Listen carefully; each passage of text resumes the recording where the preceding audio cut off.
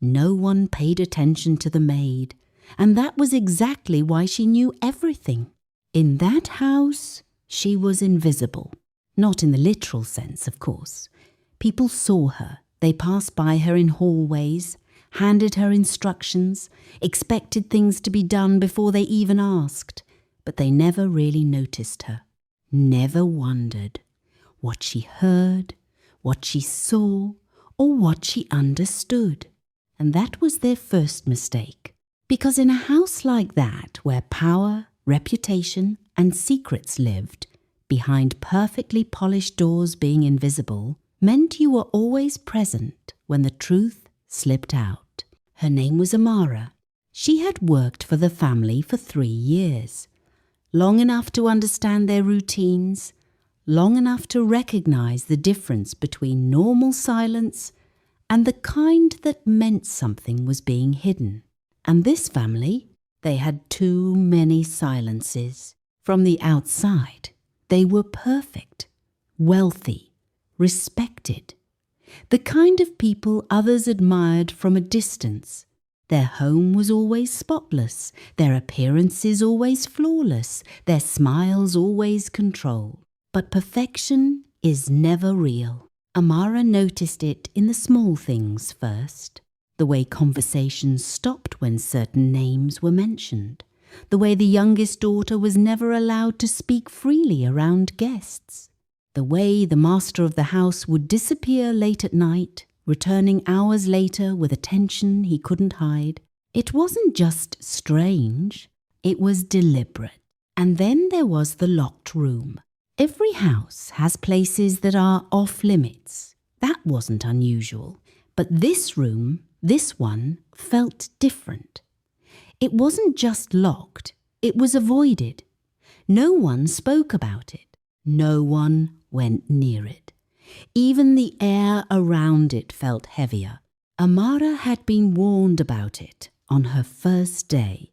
Whatever you do, don't go near that door. No explanation, just a rule. And rules like that don't exist without a reason.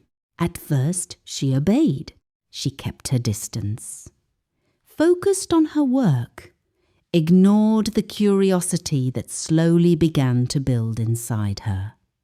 Because in houses like that, asking questions could cost you more than just your job. But curiosity has a way of growing, especially when the answers are right in front of you, just out of reach. Weeks turned into months. And the more time Amara spent in that house, the more she began to notice patterns.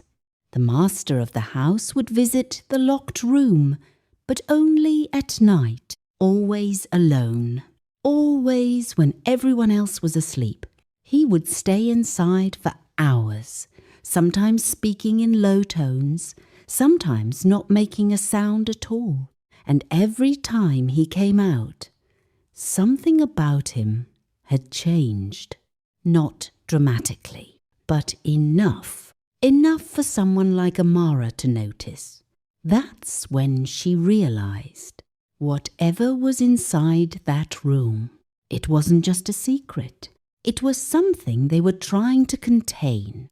The night everything changed, started like any other. The house was quiet. The family had gone to bed. The lights were dim. Nothing felt out of place until she heard it.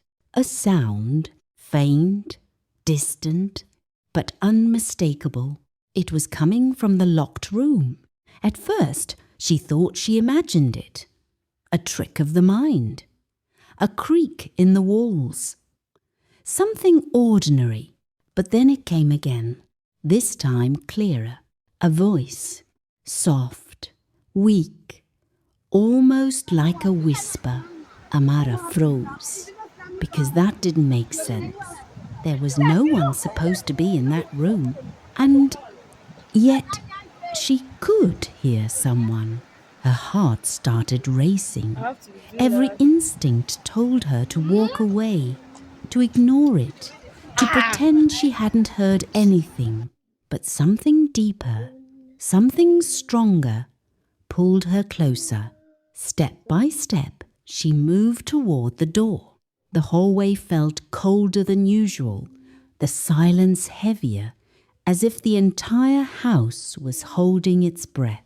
And then she stood in front of it, the locked door, the one she had been told never to approach.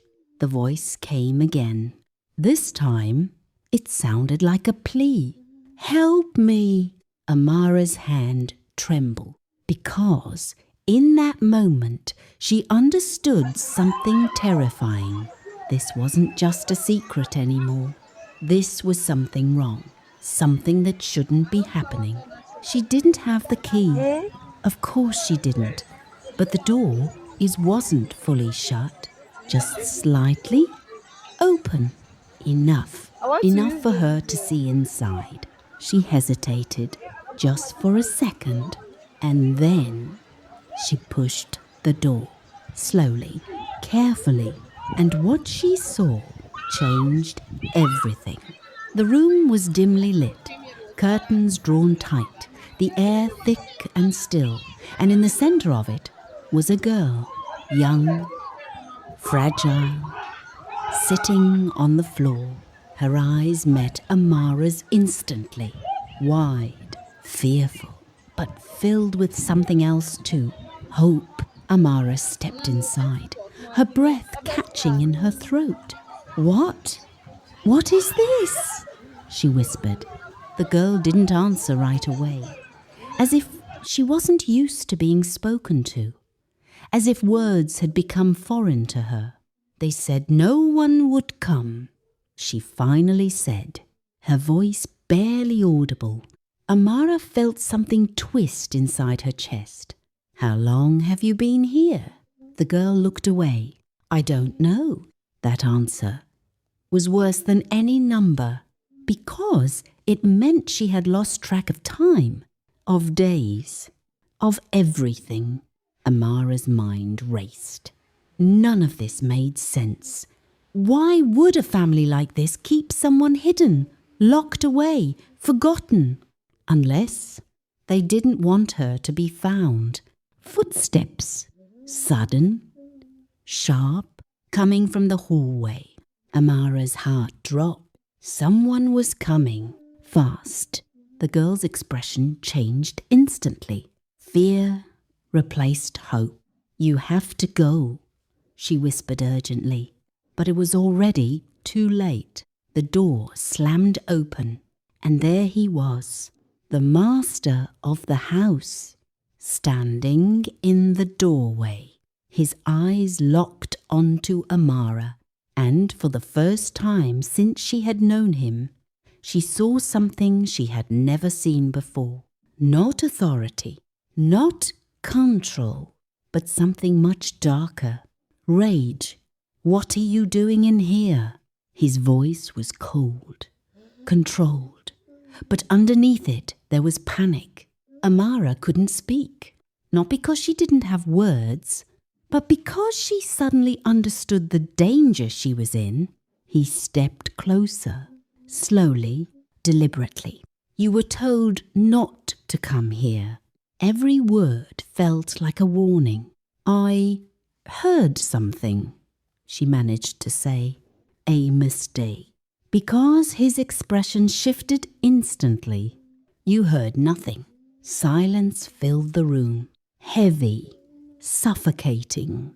And then he smiled. But it wasn't a kind smile. It was the kind that hides decisions already made. "I think it's time we had a conversation." That night, Amara stopped being invisible. And in a house full of secrets, that was the most dangerous thing she could become. Because now she knew the truth about the girl, about the family, about everything they had tried to hide.